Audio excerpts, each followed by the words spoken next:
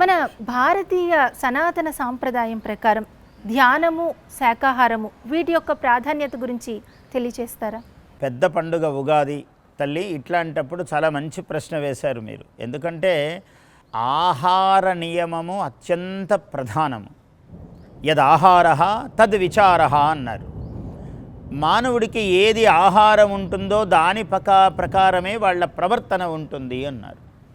అందువల్ల ఆహారం అన్నది విచార అంటే బుద్ధి యొక్క విచారము, సంచారము, దాన్ని బట్టి ఆలోచిస్తుంది అన్నారు. అందువల్ల ఈ ఆహారం అన్నది చాలా ముఖ్య భూమిక మానవుని జీవితంలో.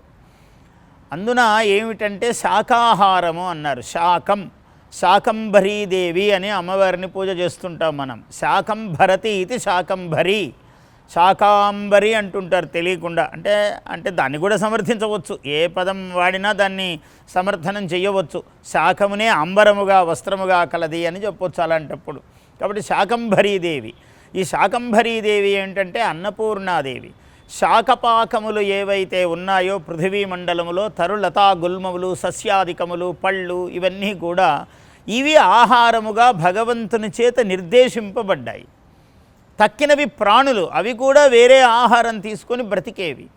అందువల్ల వాటిని హింసించటం అన్నది అంత సమంజసము కాదు అని శాకాహారముకే ప్రాధాన్యం ఇచ్చారు మన వాళ్ళు.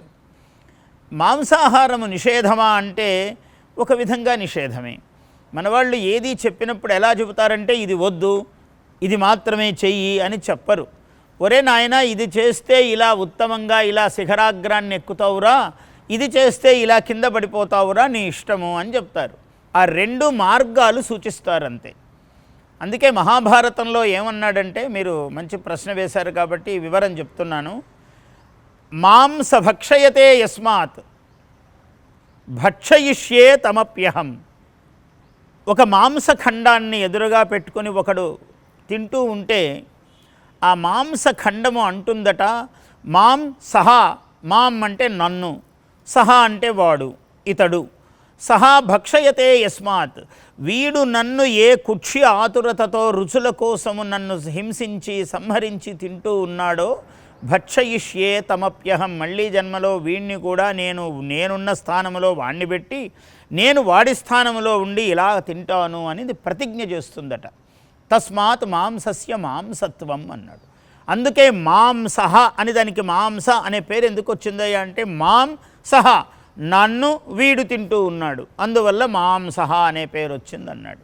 అందువల్ల ఉత్తమమైన మార్గం ఏమిటి అంటే ఏ ప్రాణికి హింస లేకుండా శాకాహారము తీసుకోవడం. చాలామందికి తెలియక శాఖాహారం అని నొక్కుతుంటారు. శాఖాహారం అని నొక్కక్కర్లేదు.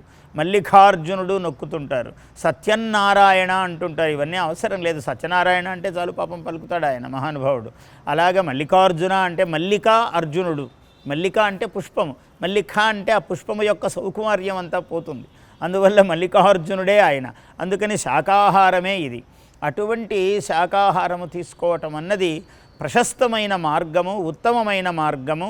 ఉత్తమమైన విధానాలు జీవితములో తపస్సు మొదలైనవన్నీ సాధించాలంటే అసలు శాకాహారము ఉత్తమం, నిరాహారము ఉత్తమోత్తమం. అపర్ణ అని పార్వతీదేవికి ఎందుకు పేరు వచ్చింది? ఋషులందరూ కూడా అడవులలో రాలిన ఆకులను, శీర్ణ పర్ణములను, అంటే రాలి ఎండి రసహీనమైన ఆకులనే ఆహారంగా తీసుకునేవాళ్ళట. ఆ ఆకులను కూడా, పర్ణములను కూడా ఆహారంగా తీసుకోలేదట. అందుకని పార్వతీదేవి అపర్ణ అయినది. అంటే ఆకులు కూడా తినలేదట ఆమె శివుడి కోసం తపస్సు చేసినప్పుడు. అందువల్ల శాకాహారము ఉత్తమము, నిరాహారము ఇంకా, అసలు పర్ణములు కూడా తినకుండా ఉండటం ఇంకా గొప్ప సంగతి. అందువల్ల అందులో ఈ ఆధునిక కలికాలములో కనీసం శాకాహారం తినడము, పర్ణములు కూడా తిననంత పార్వతీదేవి గొప్ప తపస్సు చేసినంత ఫలము శాకాహారం తినడం అన్నది. అంత గొప్పది శాకాహారం.